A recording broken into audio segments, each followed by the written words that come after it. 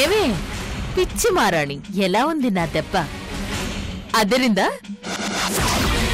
రూప mental condition బాలేదా? ఎప్పటి నుంచి? ఈ మధ్యనే. మీకు తెలీదా? ఎవరో లేరా?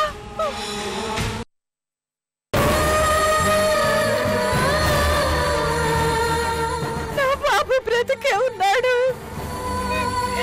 సందీప్,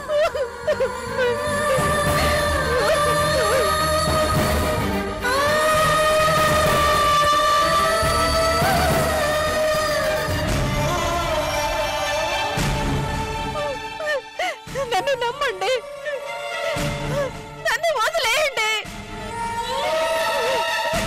ఈ గొలుసులు విప్పేయండి ప్లీజ్. సందీప్,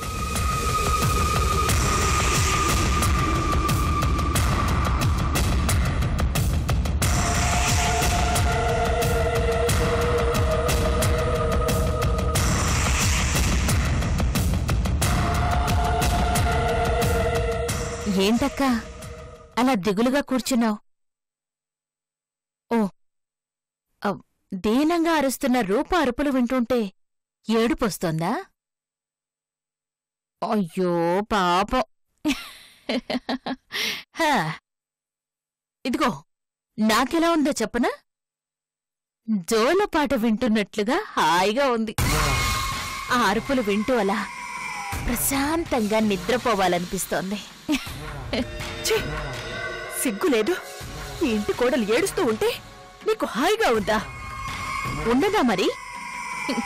ఎందుకంటే ఆ ఏడుపులకి కారణం నేనే కదా.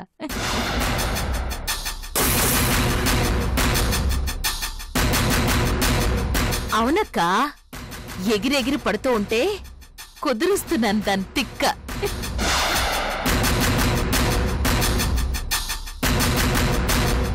ఏం చేశావు? ఏం చేశానా? ఇవే నా ఆఖరి చూపులని చెప్పరా. పర్మనెంట్ గా నీకు బాయ్ అని చెప్పు. Bye bye.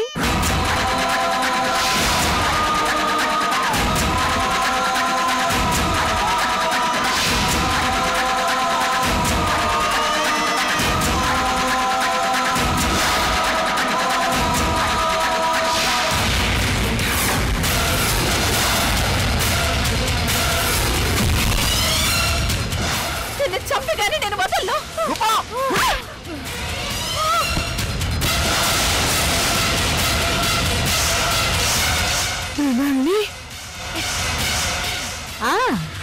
ఈ మృణాల్ని ఎదిరించి హవేలీలో బ్రతకడం చాలా కష్టం. చెప్పినా వినిపించుకోలేదు. ఏం చేయను, తప్పలేదు. ఒక అమాయకురాలిని, పైగా హవేలీ కోడల్ని ఇలా హింసించడానికి నీకు మనసులా ఒప్పింది? నువ్వు అసలు మనిషివేనా? ఇలాంటి డౌట్లు విని విని విసుగు పుట్టింది. అరే, ఇంకా నేనేంటో మీకు అర్థం కాలేదా? ఎప్పటికి తెలుసుకుంటారో.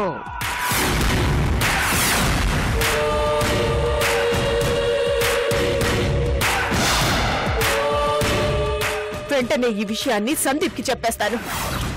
రాజావారు, రాజావారు,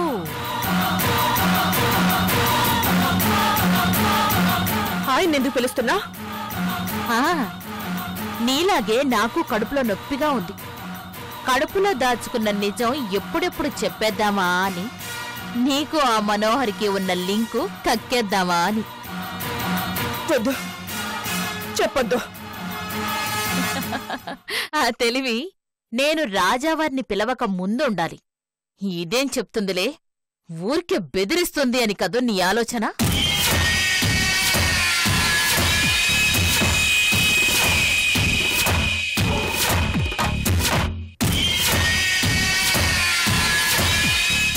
నేనే తప్పు చెయ్యలేదు, నాకు తెలుసు. కాని రాజావారికి తెలియదు కదా. పిచ్చి మాలోకం, నమ్మేస్తారు. వినగానే గుండె పట్టుకొని కూలబడిపోతారు, అవుట్ అయిపోతారు. రాజావారు, మళ్ళీ ఎందుకు పిలుస్తున్నావు?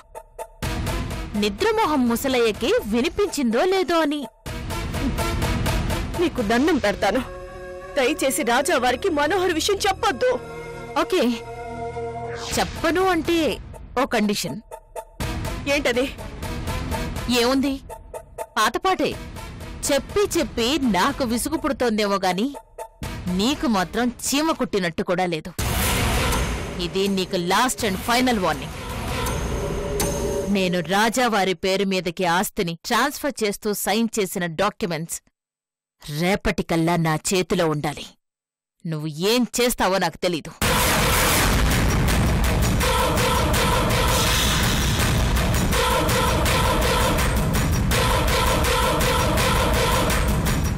ఏంటి, ఓకేనా?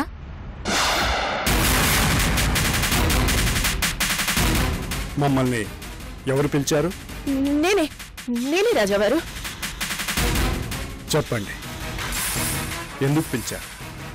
అదే పాప మృణాల్ని గతంలో తను చేసిన తప్పులను చెప్పుకొని బాధపడుతోంది.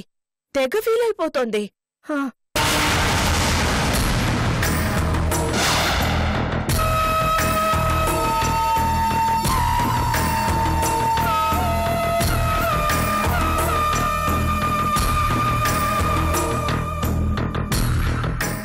మీరు కూడా మృణాల్ని ఓదార్చి అవన్నీ మర్చిపోమని చెప్తారని పిలిచాను.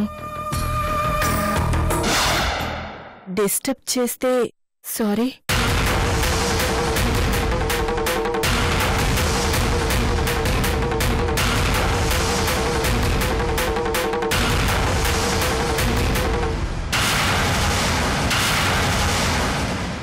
ఈ ముసలాడికి నాకంటే పొగరెక్కువ. చెప్తా చూడు, ఈ ముసలాన్ని మేనేజ్ చేసినట్టు నువ్వు నన్ను మేనేజ్ చేయలేవు. రేపట్లోగా నాకు ఆస్తి డాక్యుమెంట్స్ కావాలి. నా పంత నెగ్గకపోతే, ఆస్తి నాకు దక్కకపోతే ఈ హవేలీని శ్మశానంగా మార్చేస్తాను. ఖబర్దార్.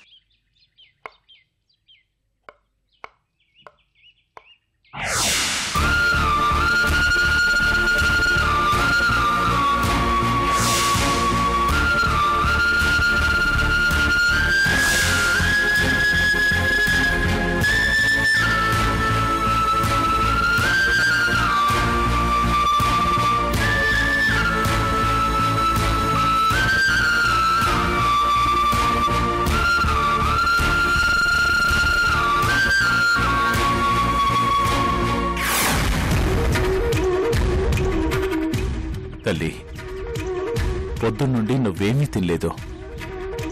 నా మీద కోపంతో కడుపు మార్చుకోకమ్మా. నిజంగా నా గురించి బాధపడుతున్నావా?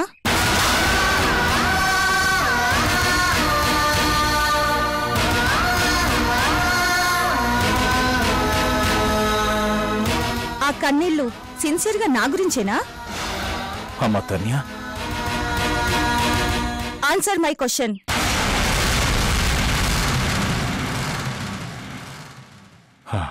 ఎస్. వెల్, అదే నిజమైతే నువ్వు ఆలోచించాల్సింది నా కడుపులో ఆకలి గురించి కాదు, నా మనసులో బాధ గురించి. అందుకేం చేయాలో నీకు తెలుసు, నాకేం కావాలో నీకు తెలుసు.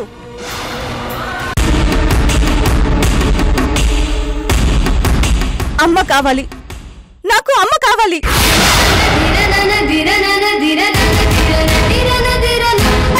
అమ్మని చూడాలి, అమ్మతో మాట్లాడాలి. మా అమ్మతో నేను మాట్లాడే వరకు నేనెవరితోనూ మాట్లాడను. ఎవరు నాతో మాట్లాడొద్దు.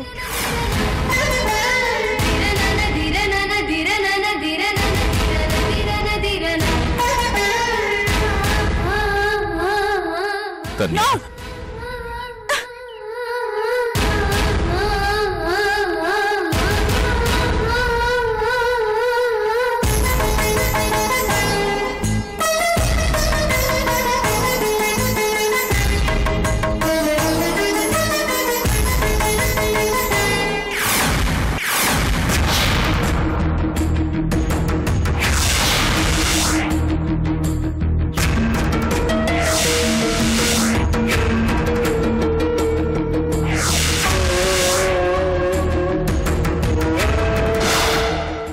నీకు last and final warning.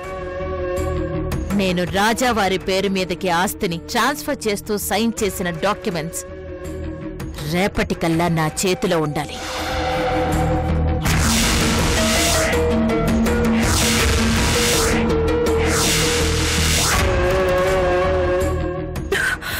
Irritate చేస్తోంది. చచ్చిన ఆస్తి డాక్యుమెంట్స్ మృణాల్నికి తెచ్చివ్వను. కానీ రాజావారికి మనోహర్ గురించి చెప్పేస్తానని బ్లాక్మెయిల్ చేస్తోంది. ఏం చెయ్యను?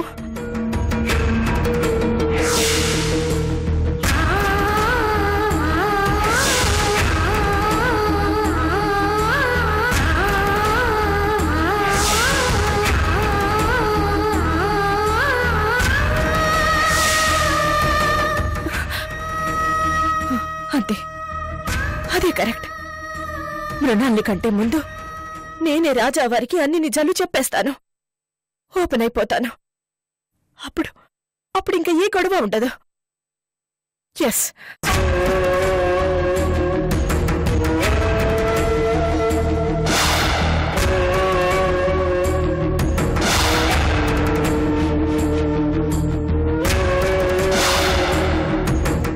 కానీ ఆయన ఎగ్జైట్ అవ్వకుండా అర్థం చేసుకునేలా జాగ్రత్తగా చెప్పాలి.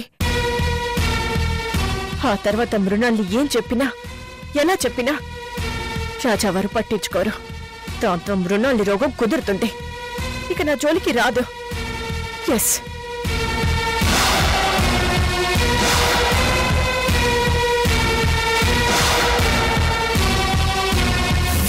ఇంకా ఆలస్యం ఎందుకు? ఇప్పుడే వెళ్ళి రాజావారికి విషయం చెప్పేస్తాను.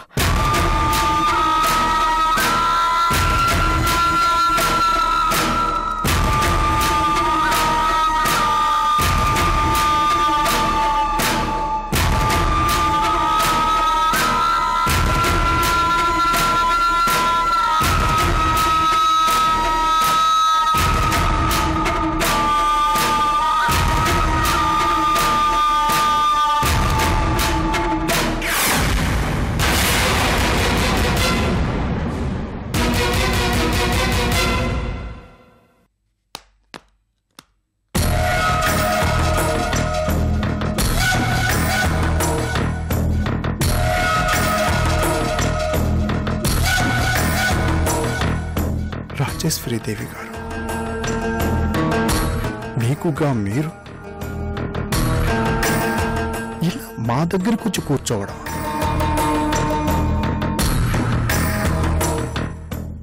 ఎన్ని యుగాలైందో అనిపిస్తోంది.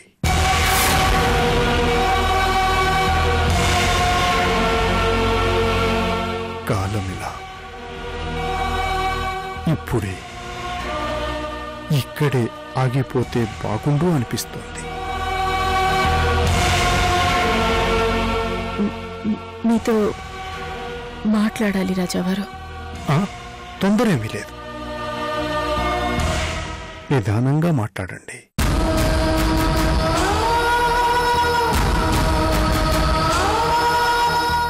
మాట్లాడడం అయిపోతే వెళ్ళిపోతారేమోననే భయం, అంతే.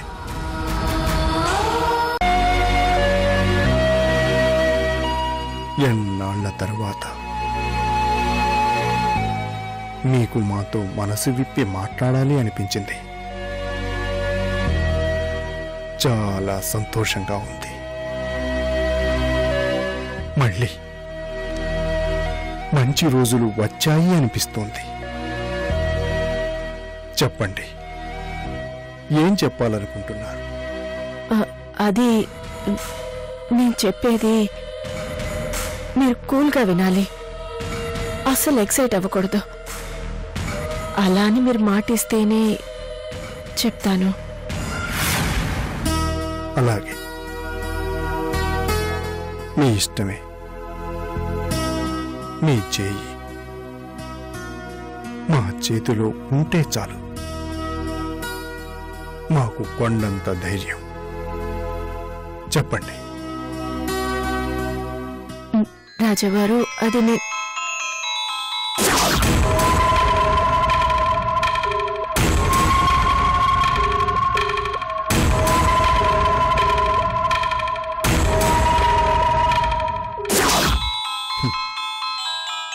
మనమిద్దరం దగ్గరవడం ఇష్టం లేని వాళ్ళెవరో ఫోన్ చేస్తున్నారు.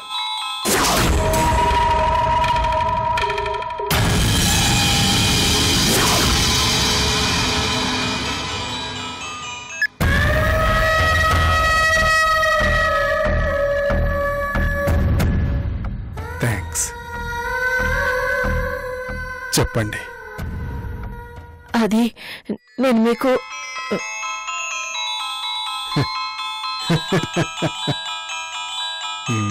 పర్వాలేదు.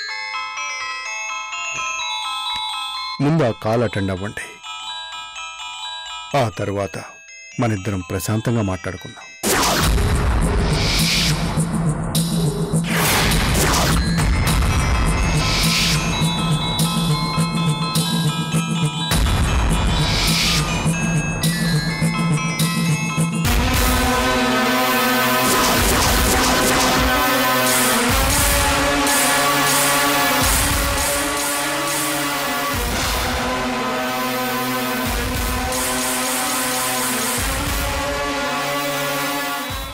ఎవరా శత్రువు?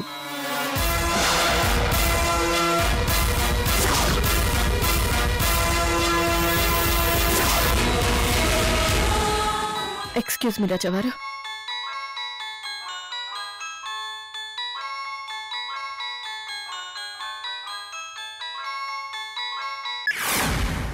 హలో, రాజేశ్వరి, ఎందుకు ఇలా వెంట పడుతున్నారు? ఎందుకు ఇలా వేధిస్తున్నారు? నన్ను డిస్టర్బ్ చెయ్యొద్దని చెప్పానా? మీరేం చిన్న పిల్లాడు కాదు, చెప్తే అర్థం చేసుకోవాలి. నేను అర్థం చేసుకున్నాను. అందుకే తలంచుకొని దూరంగా ఉంటున్నాను. మరి ఇంకేంటి? మన కూతురే అర్థం చేసుకోవడం లేదు.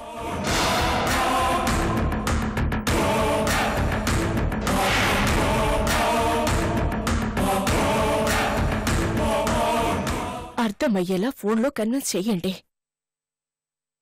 ఆ ఛాన్స్ లేదు. ఏ? తన్య ఇండియా వచ్చేసింది.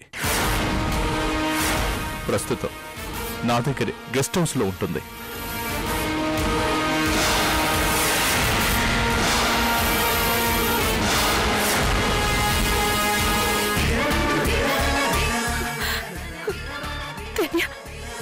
తన్య వచ్చిందా? బంగారు తల్లి వచ్చిందా? ఎలా ఉంది? ఈ నాన్నంటే మండిపడుతోంది. నాతో మాట్లాడడానికే ఇష్టపడటం లేదు. తిండి తిప్పలు కూడా మానేసింది. అలిగి కూర్చుంది.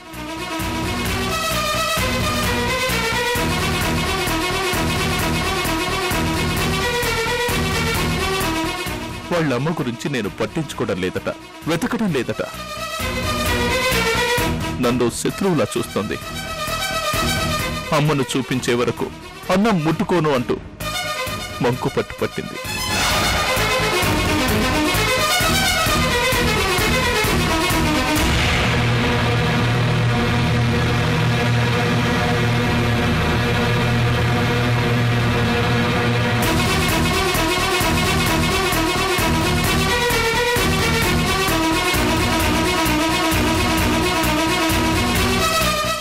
నేనేం చెప్పినా వినటం లేదు.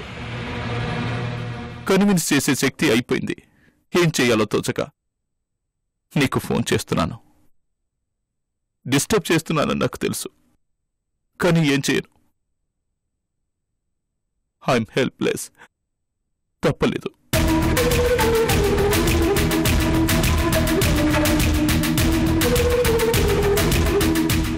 ఇంకేం చేయమంటావు?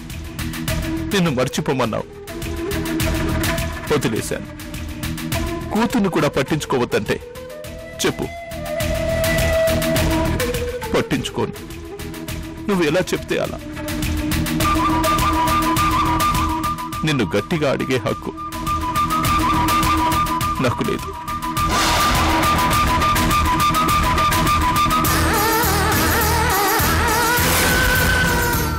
చెప్పు రాజేశ్వరి, నన్ను ఏం చేయమంటావు?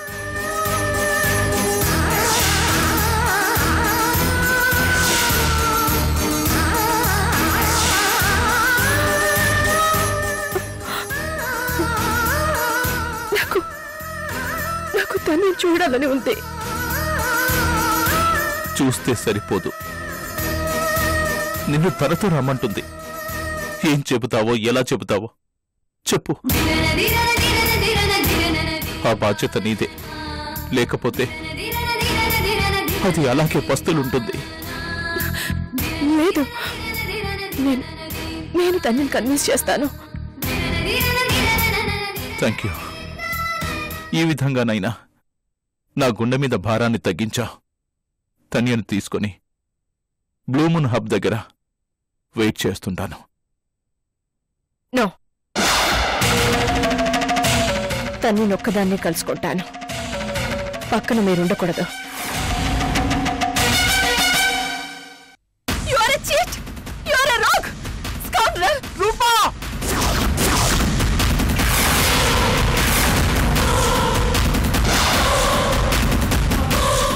ఇంకోసారి కనుక నా మీద చెయ్యి పడితే చంపేస్తాను.